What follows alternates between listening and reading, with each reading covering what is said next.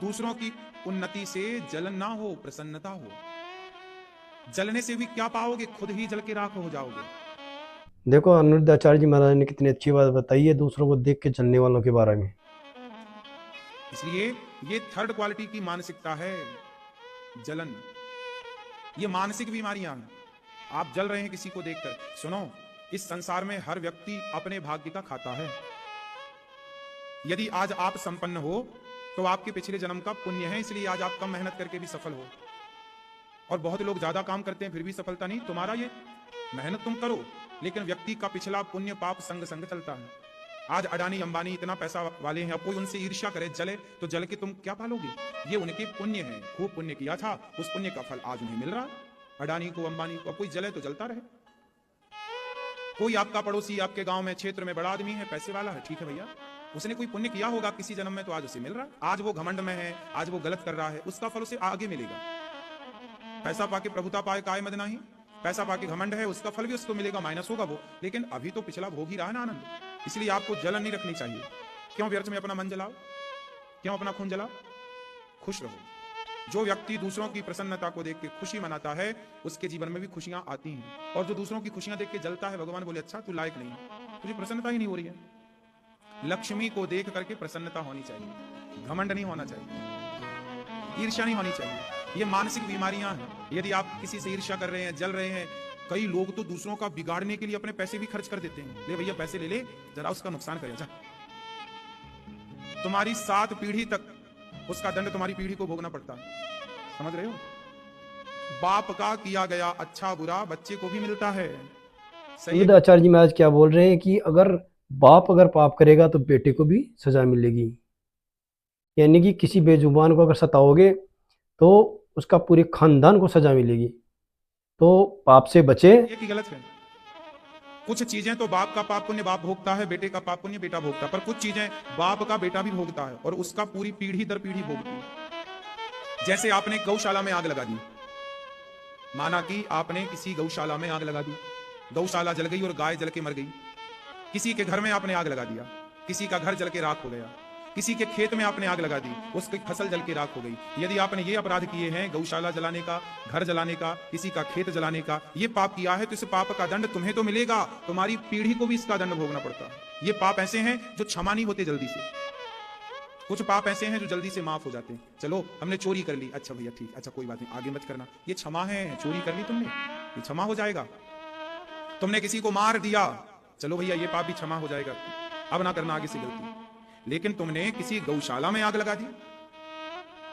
ये बात भरत जी कह रहे हैं। जब राम वनवास गए ना, तो माता कौशल्या से ये बात भरत जी ने कही। भरत जी आए कान पकड़ के, कौशल्या माँ के सामने बैठे। माँ, कौशल्या माँ को तो ये लग रहा ना, भरत जी को तो ये लग रहा कि मेरे कारण राम जी वनवास चले गए। क्या कही माँ ने? यही तो बोला कि भरत को राजा और राम को वनवास। तो भरत जी को लगा कि मेरे कारण राम का वनवास हुआ। तो भरत जी कान पकड़ के कह गई कौशल्या माँ के पास, माँ।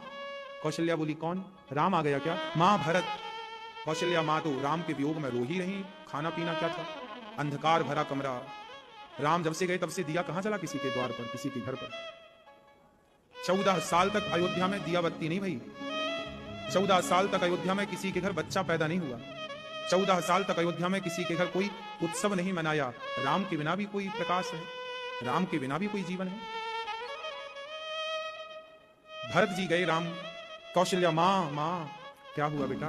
भरत आया है, गले लगा लिया कौशल्या, मेरा बेटा भरत आया। माँ, गौशाला जलाने से जो पाप लगता है ना माँ, वो पाप मुझे लग जाए, मुझे। भरत जी बोल रहे हैं। ब्राह्मणों के घर में आग लगाने का जो पाप लगता है ना माँ, झुग्गी झोपड़ियों में आग लगाने का जो पाप लगता है, किसी का घर जलाने का जो पाप लगता है ना माँ, वो मुझे लग जाए। कौशल्या माँ बोली बेटा भरत ऐसा क्यों कह रहे हो? माँ, मेरे कारण राम जी को वनवास जाना पड़ा, तुम्हें अंधकार में रहना पड़ा, तुम्हें इतना रोना पड़ा माँ, पिता की मृत्यु हो गई माँ, मेरे कारण। सारा पाप मुझे लग जाए माँ, सारे पाप का जिम्मेदार मैं हूं, क्योंकि मेरे कारण माता ने राम को वनवास भेजा। ये वो पाप हैं जो कभी क्षमा नहीं हो सकते। भरत जी कह रहे हैं वो मुझे लग जाए। किसी का घर जलाना, किसी के घर में आग लगाना, और जलाने का मतलब ये नहीं कि तुम माचिस जला के फेंक दो उसका घर जल जाए। जलाने का मतलब ये है कि तुमने भाई भाई में फूट पैदा करा दी, तुमने पति पत्नी में फूट पैदा करा दी अपने अतिक्रम खेल के, उसके घर को जला देना, ये भी तो जला देना है। आपने किसी बसे बसाए घर को, भाई भाई का प्रेम अच्छा था उस घर में, और तुमने फूट डाल दी, भाई भाई के प्रेम में आग लग। ये भी तो घर जलाना है। ये बहुत बड़े पाप हैं, इन पापों से बचना चाहिए। भरत जी कह रहे हैं ये पाप मुझे लग जाए माँ। तब कौशल्या माँ ने कहा, बेटा भरत, मुझे विश्वास है कि तेरे मन में जरा भी खोट नहीं है। बेटा ये तो होनी थी, हो गई, तू ऐसा मत बोल। माँ, मैं राम को लेने चित्रकूट जाऊंगा। फिर भरत जी चित्रकूट गए।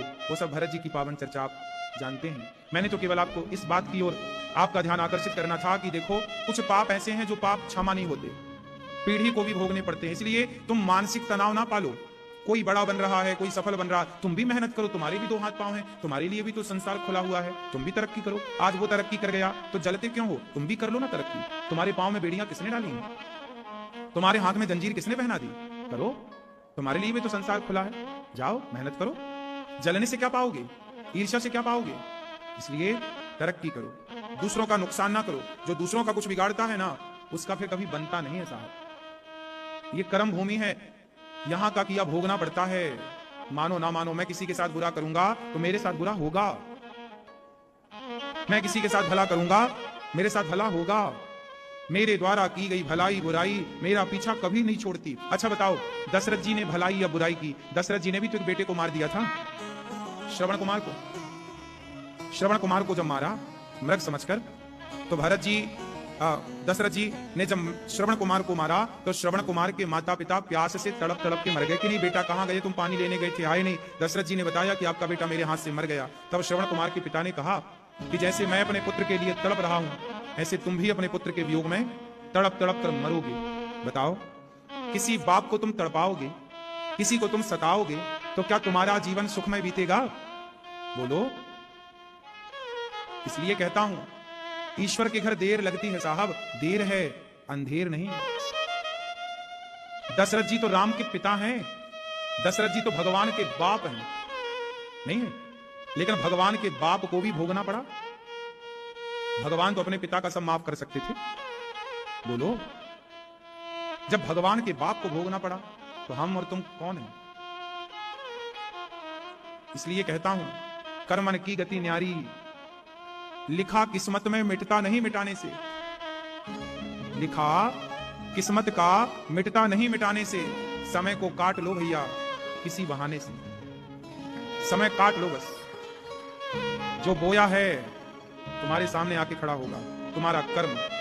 इसलिए कहता हूं, अच्छी करनी कर लो रे भैया, कर्म न करियो काला, लाख आंख से देख रहा है तुझे देखने वाला। क्या रावण कर्म बुरे करके बच गया?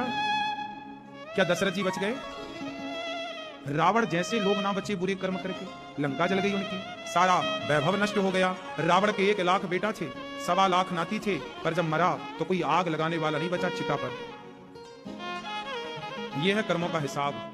तुमने बुरा किया है ना, तो तुम्हारे साथ बुरा होगा। इसलिए कहता हूं, 3 प्रकार के दुख होते हैं। तन का रोग, तन दुखी, मन दुखी। मन से किसी का बुरा ना करना, मन से किसी के बारे में बुरा ना सोचना। सोचा है तो फिर तैयार रहिएगा। अनिरुद्ध आचार्य जी महाराज की बातें दिल को छू जाती है। क्या बोल रहे हैं अनिरुद्ध आचार्य जी महाराज कि जैसा कर्म करोगे वैसा ही फल मिलेगा।